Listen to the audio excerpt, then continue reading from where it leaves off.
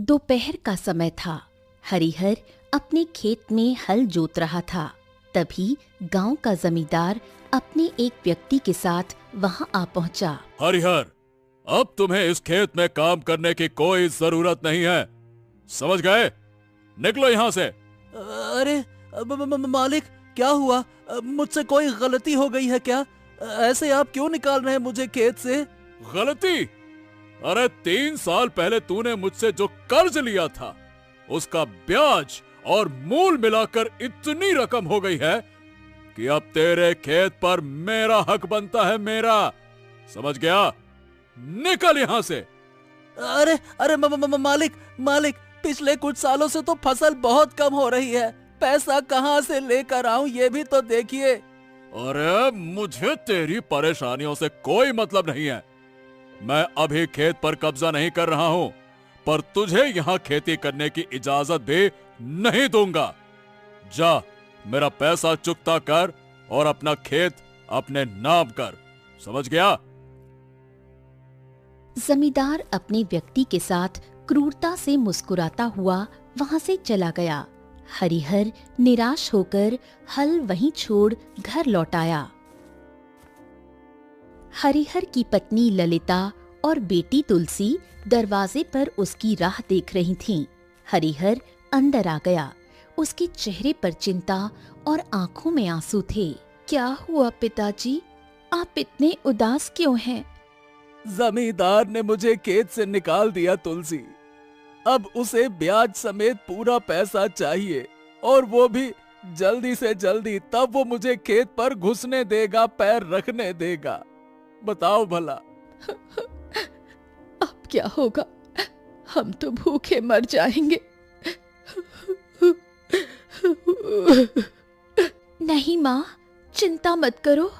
मैं दूसरों के घर बर्तन मांज लूंगी, खेतों में काम करूंगी, लेकिन आपको भूखा नहीं मरने दूंगी। तुलसी, तू तो मेरे लिए बेटा बनकर जी रही है। तभी दरवाजे के बाहर से एक भिखारी की कमजोर आवाज आई। भगवान के नाम पे कुछ दे दो। अरे भगवान के नाम पे कुछ दे दो बेटा, भगवान के नाम पे दे दो। भूखा हूँ बेटा, भूखा हूँ। जाकर कुछ दे दे उसे। तुलसी आगे बढ़ी और दरवाजा खोला। बाहर एक बूढ़ा भिखारी खड़ा था। रुको बाबा, मैं अभी लाती हूँ। तुलसी अंदर गई और आटे का थोड़ा हिस्सा भिखारी को दे दिया। खुश रहो बेटी, खुश रहो। भगवान तुम्हारी रक्षा करे। भिखारी चुपचाप चला गया।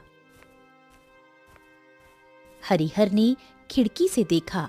वो भिखारी उसी रहस्यमयी मंदिर की ओर जाने लगा, जहां जाने की हिम्मत गांव का कोई इंसान नहीं करता था। हैं? वही मंदिर?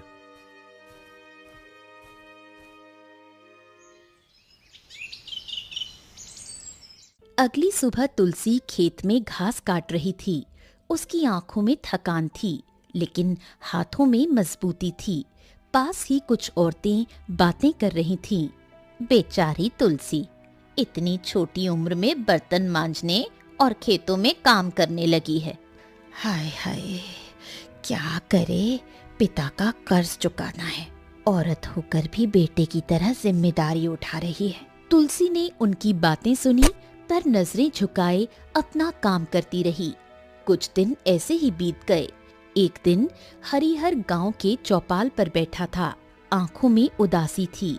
सामने से गुजरती तुलसी को देखा तो उसकी आंखें भर आईं। हाँ, मेरी बेटी काम करने के लिए मजबूर हो गई। भगवान, ये दिन क्यों दिखाया? इससे पहले मुझे उठा लेते। हाँ। हरिहर ने सिर झुका लिया। मन भारी हो गया। वो उठकर घर लौटने लगा। गांव की गलियों में वही बूढ़ा भिखारी टूटी फूटी झोली लिए भीख मांग रहा था। लोग उससे बचकर निकल रहे थे। भगवान के नाम पे कुछ दे दो। अरे भगवान के नाम पे कुछ दे दो। मैं भूखा हूँ, प्यासा हूँ, मैं कुछ तो दे दो। एक औरत ने उसके करीब आकर कुछ दे दिया। तभी पास खड़ी दूसरी औरत फुसफुसाते हुए बोली, ये भिखारी रहस्यमय है, हमेशा मंदिर के पास पड़ा रहता है। हाँ, कहते हैं कि वो मंदिर में जाने वाले लोगों को देखता है और फिर वो लोग कभी लौट कर नहीं आते।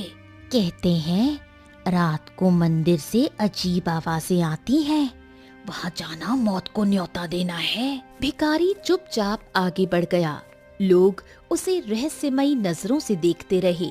शाम के समय आसमान में काले बादल छाए थे, बिजली कड़क रही थी, तेज बारिश हो गई थी। हरिहर सिर झुकाए रास्तों पर चल रहा था। वो सोच में डूबा हुआ था। ओहो, अब क्या होगा? ये तुलसी कब तक दूसरों के घर में काम करेगी? काश कोई और रास्ता मिल जाए। हरिहर चलते चलते गांव के बाहर जंगल की ओर निकल पड़ा। बारिश तेज हो गई। पानी में भीगता हुआ हरिहर आगे बढ़ता गया। अचानक उसने खुद को एक पुराने मंदिर के सामने पाया।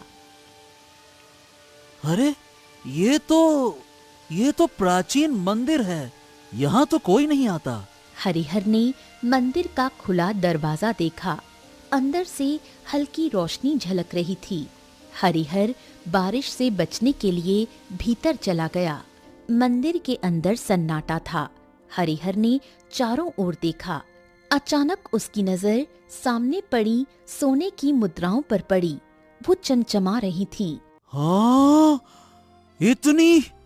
इतनी सोने की मुद्राएं यहाँ ये कैसे? ओ! हरिहर का दिल जोर जोर से धड़कने लगा। उसके मन में लालच घर करने लगा। अगर ये सोने की मुद्राएं मिल जाएं, फिर तो मेरा सारा कर्ज उतर जाएगा और तुलसी को काम भी नहीं करना पड़ेगा। हाँ। हरिहर ने धीरे धीरे मुद्राओं की ओर कदम बढ़ा दिए। उसने हाथ बढ़ाकर जैसे ही उसने मुद्राओं को छुआ, अचानक मंदिर का दरवाजा जोर से बंद हो गया। अरे, ये क्या हुआ? ये क्या हो गया? अगले ही पल हरिहर गायब हो गया। मंदिर में सन्नाटा छा गया।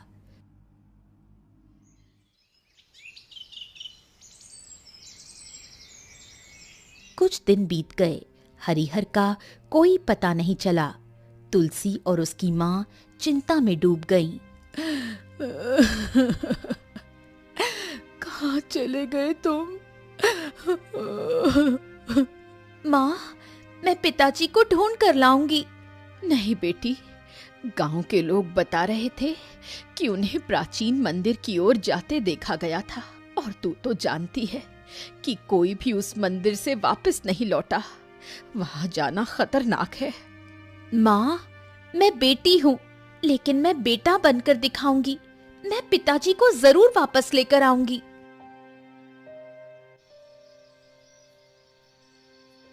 रात के समय पूरा गांव सो चुका था। तुलसी चुपचाप घर से निकल गई और हाथ में एक दिया जलाए हुए वो जंगल की ओर बढ़ गई। पिताजी को कुछ नहीं होने दूंगी, मुझे सच जानना ही होगा। तुलसी ने हिम्मत जुटाकर मंदिर की ओर कदम बढ़ा दिए। कुछ देर बाद तुलसी मंदिर के पास पहुंच गई। वो भिखारी अपनी जगह पर सिर झुकाए बैठा था, जैसे गहरी नींद में हो। तुलसी धीरे धीरे उसके पास पहुंचकर बोली, बाबा। भिखारी ने आंखें खोल लीं। क्या चाहिए लड़की? आप इस मंदिर के पास रहते हैं? आपने मेरे पिता को देखा था? तुम्हारे पिता मंदिर के दरवाजे तक गए थे और फिर मंदिर ने उन्हें निगल लिया। मतलब?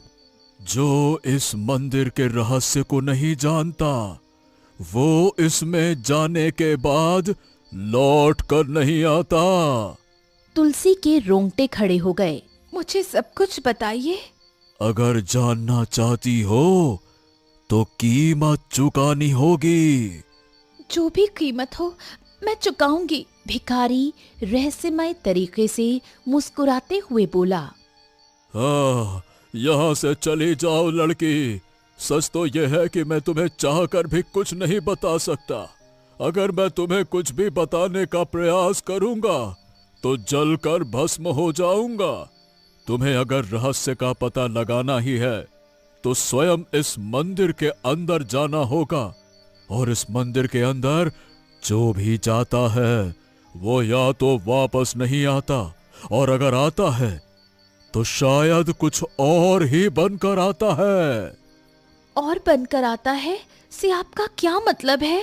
तभी वहां पर एक व्यक्ति राजसी पोशाक पहने आ पहुंचा। उसकी आंखों में विचित्र सी खामोशी थी, जैसे वो भी कुछ खोजने आया हो। आप कौन हैं? मैं इस राज्य का राजकुमार हूँ और मैं इस मंदिर का रहस्य सुलझाने आया हूँ। तुलसी के माथे पर चिंता की लकीरें उभर आईं। आप इस मंदिर के बारे में क्या जानते हैं? राजकुमार के चेहरे पर रहस्यमयी उदासी थी। हाँ, बरसों पहले मेरे दादा भी इस मंदिर में गए थे और फिर कभी लौट कर नहीं आए। मेरे पिता भी इसी मंदिर में गए थे और लापता हो गए। कुछ पलों तक दोनों के बीच सन्नाटा रहा। अचानक भिखारी अपनी जगह से उठकर खड़ा हो गया। आज उसकी आंखों में गहरी रहस्यमय चमक थी। अगर तुम दोनों अंदर जाना ही चाहते हो तो याद रखना, ये मंदिर केवल उन्हीं को स्वीकार करता है जो अपने मन में कोई लालच नहीं रखते। याद रखना। मैं केवल अपने पिता को खोजने आई हूँ। हाँ, और मैं अपने दादा का सच जानने आया हूँ। तो जाओ और देखो ये मंदिर तुम्हें स्वीकार करता है या नहीं। जाओ।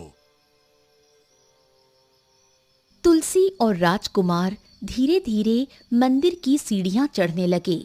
मंदिर का दरवाजा पहले से खुला था, जैसे उनका ही इंतजार कर रहा हो। तुलसी ने गहरी सांस लेते हुए भीतर कदम रख दिया। राजकुमार भी उसके साथ अंदर चला गया।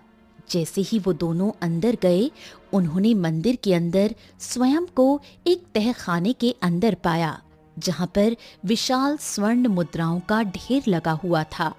उन स्वर्ण मुद्राओं को देखकर राजकुमार और तुलसी की आंखें फटी की फटी रह गईं। यहाँ तो बहुत सारा सोना रखा हुआ है। ऐसा लगता है जैसे कि वो प्राचीन खजाना हो। बाप रे बाप, तुम सही कह रही हो। यह खजाना तो इतना विशाल है जिसकी कोई राजा कल्पना तक नहीं कर सकता। इतना बोलकर राजकुमार की आंखें उस खजाने को देखकर चुंधियाने लगीं। सच तो ये था कि खजाने को देखकर राजकुमार के मन में लालच आ चुका था। वो तुलसी की ओर देखकर बोला, हाँ तो देखो तुलसी, वैसे तो मैं यहाँ अपने दादा के लापता होने का रहस्य पता लगाने के लिए आया था। मुझे नहीं पता था कि इस प्राचीन मंदिर के अंदर इतना विशाल खजाना है। बाप रे! लेकिन अगर यह खजाना मैं यहां से बाहर निकालने में सफल हो जाऊं तो मैं इस संसार का सबसे शक्तिशाली राजकुमार बन सकता हूं। रुक जाओ राजकुमार। मगर राजकुमार उस खजाने की ओर बढ़ गया, मगर जैसे ही उसने खजाने को हाथ लगाया, अचानक वो गायब हो गया और तुलसी ने खुद को घने जंगल में पाया। चारों तरफ धुंध फैली हुई थी। रास्ते उलझे हुए थे, जैसे कोई भूल भुलैया हो। ये तो बड़ा ही विचित्र जंगल है। हर रास्ता, हर पेड़ एक जैसा नजर आ रहा है। जो भी हो, मंदिर के अंदर कोई विचित्र रहस्य तो है। तुलसी उस जंगल से बाहर निकलने का प्रयास करने लगी, लेकिन हर बार वो घूम फिरकर वापस वहीं आ जाती। ये क्या हो रहा है? मैं घूम फिरकर वहीं आ जाती हूँ। ऐसा लगता है ये कोई जादुई भूल भुलैया है। क्या मैं इससे कभी बाहर नहीं निकल पाऊंगी? तभी रंग बिरंगे फूलों के बीच से एक सुंदर स्त्री प्रकट हो गई। उसका चेहरा शांत लेकिन रहस्यमयी था। अगर तुम इस भूल भुलैया से बाहर निकलना चाहती हो तो तुम्हें मेरे एक सवाल का जवाब देना होगा। तुम कौन हो? ये जानना अभी जरूरी नहीं। सवाल का जवाब दो, नहीं तो जीवन भर यहीं भटकती रहो। पूछो सवाल। बताओ, ऐसी कौन सी चीज है जिसे हर कोई देख सकता है लेकिन उसे पकड़ नहीं सकता? तुलसी सोच में पड़ गई। इसका उत्तर है हवा। सुंदर स्त्री मुस्कुराते हुए अचानक गायब हो गई। अगले ही पल तुलसी ने खुद को एक नए स्थान पर पाया। इस बार उसके सामने एक विशाल तालाब था जो घने जंगल के बीच में था। चारों ओर कोहरा फैला हुआ था। अचानक पानी हिलने लगा और तुलसी धीरे धीरे डूबने लगी, जैसे पानी उसे नीचे खींच रहा हो। तभी वही सुंदर स्त्री फिर प्रकट हो गई। अगर तुम यहाँ से बाहर निकलना चाहती हो तो मेरे सवाल का जवाब दो, लेकिन याद रखना, गलत उत्तर तुम्हारा अंत का कारण बन सकता है। जल्दी पूछो, मैं डूब रही हूँ। बताओ, वो वस्तु क्या है जो हमारे पास होते हुए भी कभी पूरी तरह से हमारी नहीं हो सकती? तुलसी तेजी से सोचने लगी। पानी अब उसकी गर्दन तक पहुंच चुका था। अचानक उसकी आंखों में चमक आई। वो समय है जो हमारे पास होते हुए भी कभी पूरी तरह से हमारा नहीं होता और एक दिन खत्म हो जाता है। सुंदर स्त्री हंसने लगी। अगले ही पल तुलसी ने खुद को फिर से मंदिर के अंदर एक विशाल गुफा में पाया, जहां दिए जगमगा रहे थे। गुफा के अंदर विचित्र चित्र बने हुए थे। जैसे ही उन्होंने उन चित्रों को देखा, वो भयानक शक्ल में बदलने लगे और उनमें हलचल होने लगी। दीवारों पर बने चित्र जीवित होने लगे। उनकी आंखें चमक उठीं और अजीब आवाजें गूंजने लगीं। तुलसी डर से पीछे हट गई। ऐसा लग रहा है जैसे ये चित्र जीवित हो रहे हैं। अचानक गुफा के अंदर जलते हुए दीपक एक एक करके बुझने लगे और अंधेरा फैलने लगा। तुलसी घबरा गई। अगर पूरी तरह अंधेरा हो गया तो मैं हमेशा के लिए यहाँ फंस जाऊंगी। तभी सुंदर स्त्री फिर से प्रकट हुई। उसके चेहरे पर इस बार गंभीरता थी। अब मेरे आखिरी सवाल का उत्तर दो। अगर तुमने गलत उत्तर दिया तो तुम्हारा हश्र भी इन्हीं की तरह होगा। अचानक गुफा में एक स्थान पर रोशनी फैल गई और सामने कंकालों का ढेर नजर आने लगा। तुलसी भयभीत हो गई। तुलसी कांपते हुए बोली, तुम्हारा तीसरा सवाल क्या है? बताओ, वो क्या है जो हमें दिखाई देती है लेकिन हम उसे समझ नहीं पाते? तुलसी गहरी सोच में डूब गई। गुफा में अंधेरा और गहराने लगा।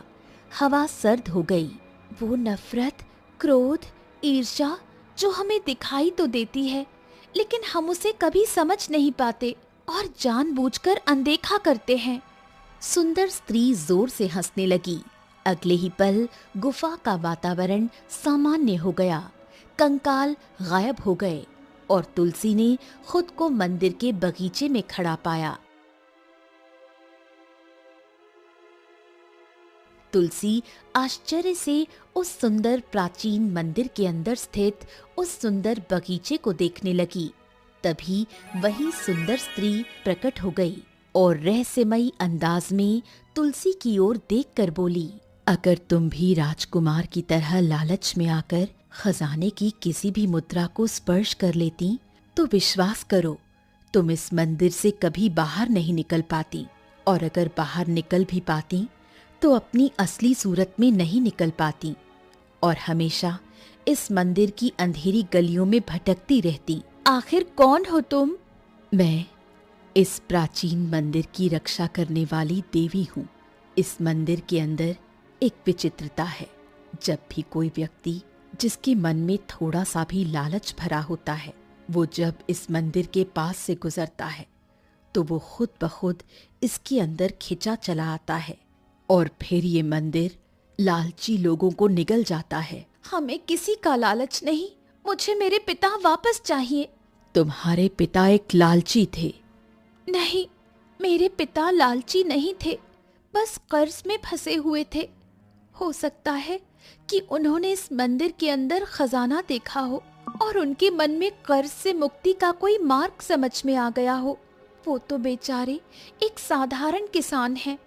मैं चाहती हूँ कि तुम केवल मेरे पिता को ही नहीं बल्कि जो राजकुमार मेरे साथ आया था उसे भी वापस कर दो, और जितने भी लोग इस मंदिर के अंदर जाकर लालच की वजह से गायब हुए हैं उन सबको वापस कर दो, क्योंकि सभी को सुधरने का मौका मिलना चाहिए। सुंदर स्त्री रहस्यमयी अंदाज में मुस्कुराती हुई तुलसी की ओर देखकर बोली, तुमने मेरे 3 प्रश्नों का सही उत्तर दिया है।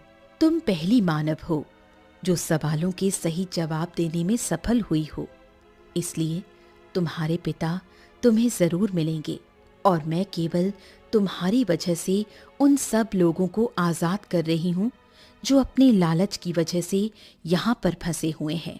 इतना बोलकर सुंदर स्त्री की आंखों से किरणें निकलने लगी और देखते ही देखते वहाँ पर तुलसी का पिता हरिहर प्रकट हो गया और मंदिर की रक्षक देवी से बोला, मुझे क्षमा कर दो देवी, मैं लालच में आ गया था। जब मैंने इस मंदिर के द्वार खुले देखे तब मुझे ये खजाना दिखाई दे गया और मैं लालच में अंदर की ओर बढ़ गया। तभी तुलसी और हरिहर ने स्वयं को मंदिर के बाहर खड़ा हुआ पाया, जहाँ पर वही भिखारी मंदिर की सीढ़ियों पर बैठा हुआ था। तभी वहाँ पर राजकुमार और जितने भी लोग मंदिर के अंदर लापता हुए थे वहाँ पर प्रकट हो गए। अगले ही पल देवी वहाँ पर प्रकट हो गई और राजकुमार की ओर देखकर बोली, तुम अपने दादा को ढूंढने के लिए यहाँ तक आए थे। वो रहे तुम्हारे दादा, वो भिखारी ही तुम्हारे दादा हैं। ये सुनकर राजकुमार आश्चर्य में पड़ गया। ये आप क्या कह रही हैं? सही कह रही हूँ। बरसों पहले तुम्हारे दादा भी इसी खजाने को पाने के लालच के इरादे से इस मंदिर तक आए थे और श्राप के कारण भिखारी बन गए और फिर वो चाहकर भी अपनी सच्चाई किसी को नहीं बता सकते थे, क्योंकि श्राप के अनुसार अगर वो किसी को भी बताते कि वो भिखारी नहीं बल्कि एक राजा हैं, तो वो जलकर राख हो जाते। इतना बोलकर सुंदर स्त्री की आंखों से किरणें निकलकर भिखारी के शरीर पर पड़ने लगीं और अगले ही पल वो भिखारी एक राजा में परिवर्तित हो गया। राजकुमार अपने दादा को तुरंत पहचान गया। दादाजी? ओ, तो आप इतने वर्षों तक भिखारी बने रहे? हाँ, ये सब मेरे पापों का फल है। इतना बोलकर राजा सुंदर स्त्री से बोला, मुझे क्षमा कर दो, अब मैं लालच कभी नहीं करूंगा। तभी देवी हरिहर से बोली, मैं जानती हूँ कि तुम्हें तुम्हारे ऊपर कर्ज के बोझ ने लालची बनाया था। तुम्हें घर जाकर इतना धन मिल जाएगा कि तुम कर्ज मुक्त हो जाओगे। सुंदर स्त्री रहस्यमयी अंदाज में मुस्कुराती हुई वहां से गायब हो गई। सुंदर स्त्री के गायब होने के बाद राजकुमार मुस्कुराते हुए तुलसी की ओर देखकर बोला, तुलसी, मैं तुम्हारी वजह से इस मंदिर से आजाद हुआ और तुम्हारी ही वजह से मुझे मेरे दादाजी वापस मिले। तुम्हारा बहुत बहुत धन्यवाद। धन्यवाद। राजकुमार की बात सुनकर तुलसी मुस्कुराने लगी। इतना बोलकर राजकुमार अपने दादा को लेकर अपने राज्य की ओर निकल गया। तुलसी अपने पिता हरिहर को लेकर अपने गांव की ओर निकल गई। घर पर जाकर तुलसी और हरिहर ने देखा कि एक कमरे में स्वर्ण मुद्राओं का ढेर लगा था।